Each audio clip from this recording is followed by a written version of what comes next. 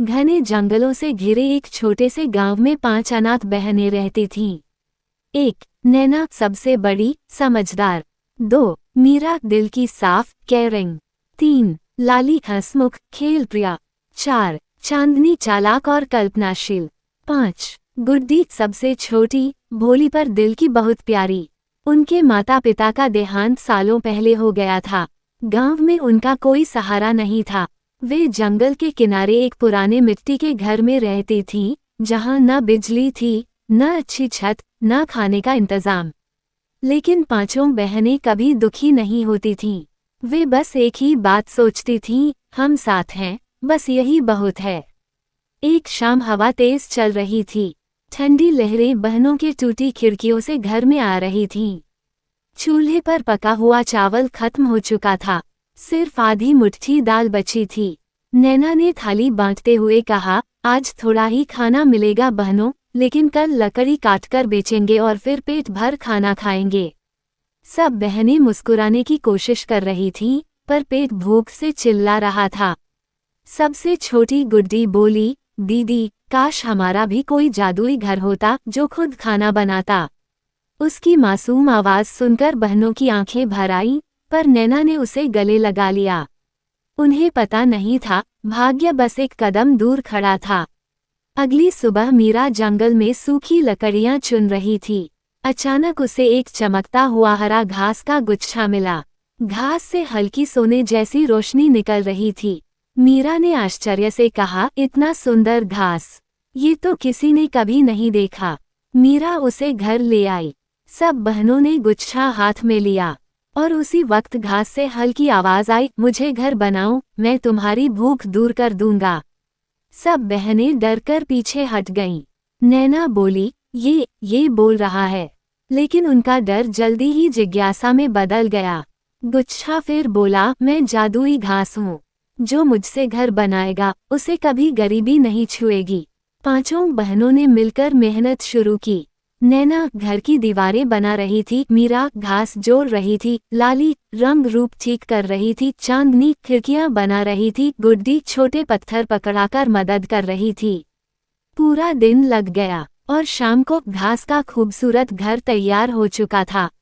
अचानक घर की दीवारें चमकने लगीं, खिड़कियां खुद खुल गईं, दरवाजे पर 2 बड़ी बड़ी आंखें उभर आईं, और घर ने मुस्कुराकर कहा, अब तुम मेरी परिवार हो। बहनें दंग रह गईं। रात होने वाली थी और बहनों के पास खाने को कुछ नहीं था। उस वक्त घर ने कहा, बैठ जाओ बेटियों, मैं तुम्हारे लिए भोजन तैयार करता हूँ। और तभी दरवाजे से सोने सी चमकती रोशनी निकली। उस रोशनी में प्लेटें उड़ती हुई बाहर आईं। पिज़्ज़ा का टुकड़ा, पिज़्ज़ा, चिकन का पैर, फ्राइड चिकन, हैमबर्गर, बर्गर, सलाद, कोल्ड ड्रिंक, सब चीजें जमीन पर सजती चली गईं। लाली खुशी से चिल्लाई, दीदी, जादू, सच में जादू। गुड्डी बोली, ये घर तो माँ जैसा है। सब बहनों ने आंखों में आंसू लिए खाना खाया। सबसे बढ़िया बात, खाना कितना भी खाएं, खत्म नहीं होता था। अगले दिन जंगल के जानवरों को भी घर की रोशनी दिखी। हिरन बोले, ये कैसी चमक है। बंदर बोले, चलो देखने चलते हैं। मोर ने कहा, ये जादू जैसा लगता है। जब जानवरों ने देखा कि घर बच्चों को खाना दे रहा है, वे सब खुश हो गए। एक बूढ़ा बरगद का पेड़ बोला, इन बच्चियों का भाग्य खुल गया। लेकिन कहानी इतनी आसान नहीं थी। गांव में कुछ लालची लोग रहते थे।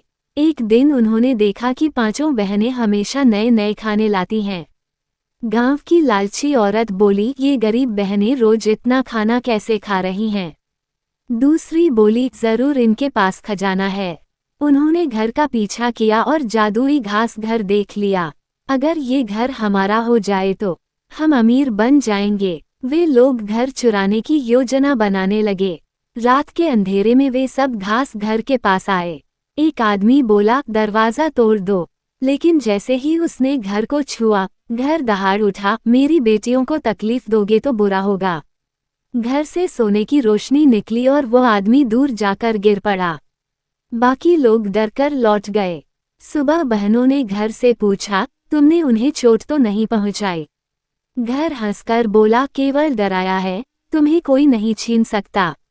अब पांचों बहनें रोज भरपेट खाना खाती, अच्छे कपड़े पहनती और खुशी से रहती। नैना ने तय किया, अब हम दूसरों की मदद करेंगे।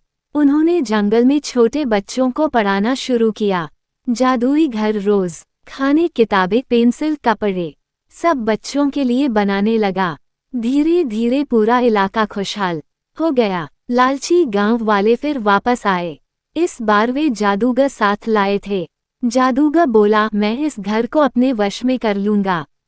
उसने मंत्र पढ़ना शुरू किया। घर दर्द में कराहने लगा, बहनों बचाओ। पांचों बहनें घर के सामने आकर खड़ी हो गईं। नैना बोली, ये हमारा परिवार है, इसे कोई नहीं ले सकता। गुड्डी ने घर को पकड़ लिया और रोते हुए बोली, हमारा घर, हमें मत छोड़ना। बहनों का प्यार देखकर घर की चमक अचानक तेज हो गई। उसने जादूगर की शक्ति को वापस धकेल दिया। जादूगर भाग गया। लालची गांव वाले डरकर भाग गए। घर बोला, मेरी असली शक्ति हथियार नहीं, तुम पांचों का प्यार है। जिस घर में प्रेम हो वहीं जादू है। बहनें गले लगकर रो पड़ीं।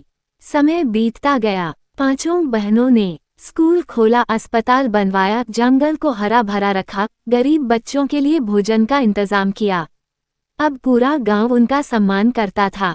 लोग कहते थे, जहां प्रेम है वहां चमत्कार है।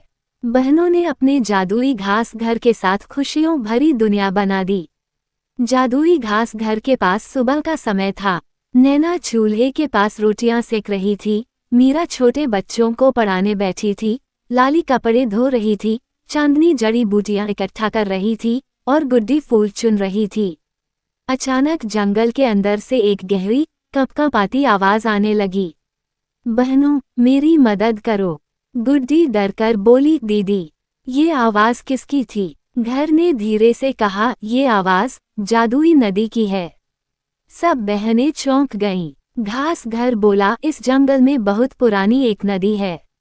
उसका पानी बीमारियों को ठीक कर देता है और धरती को उपजाऊ बना देता है। लेकिन आज वह मुसीबत में है। नैना बोली, अगर नदी मुसीबत में है तो जंगल भी दुखी होगा। घर ने सिर हिलाया, हाँ, और अगर नदी सूख गई तो मैं भी कमजोर हो जाऊंगा।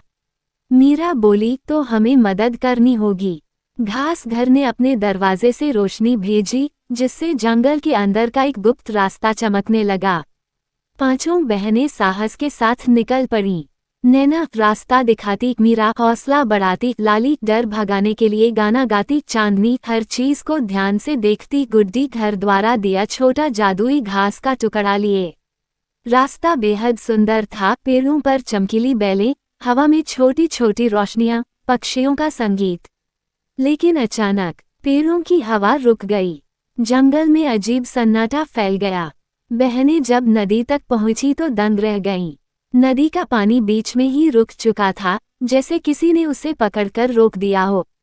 नदी की आत्मा, एक नीली चमकती परी, रो रही थी। वह बोली, बहनों, कोई मेरे रास्ते में अंधेरा फैलाकर मुझे रोक रहा है। तभी सामने की चट्टानों से काला धुआं उठा और उसमें से एक परछाई जैसे इंसान निकला। मैं हूँ तामसी जादूगर, इस जंगल को निगलना चाहता हूँ। तामसी जादूगर गरजा, नदी की शक्ति मेरे हाथ में आ जाए तो मैं पूरा जंगल अपनी मुट्ठी में कर सकता हूँ। नैना बोली, लेकिन तुम ऐसा क्यों कर रहे हो? जादूगर हंसा, क्योंकि जादू सिर्फ मेरा होना चाहिए। नदी और तुम्हारा घास घर दोनों को मैं अपना बनाऊंगा। उसने एक मंत्र पढ़ा। काली बेलें नदी पर फैलने लगीं। नदी की परी दर्द से चीखने लगी। मीरा चिल्लाई, रुको, उसे मत चोट पहुंचाओ। लेकिन जादूगर ने काले धुएं से उन्हें घेर लिया। तभी गुड्डी को याद आया, घास घर ने जो छोटा जादुई घास का टुकड़ा दिया था। गुड्डी ने उसे हवा में उठाया और बोली, हमें बचाओ। तुरंत एक हरी सोने की जादुई ढाल बन गई, जिसने बहनों को काले धुएं से बचा लिया। लाली बोली, वाह गुड्डी, तू तो सच में सुपर गर्ल है। जादूगर दहाड़ा, ये ढाल ज्यादा देर नहीं टिकेगी। चांदनी ने झुककर जमीन पर अजीब निशान देखे। काली बेलों का एक स्रोत था जो नदी को बांध रहा था।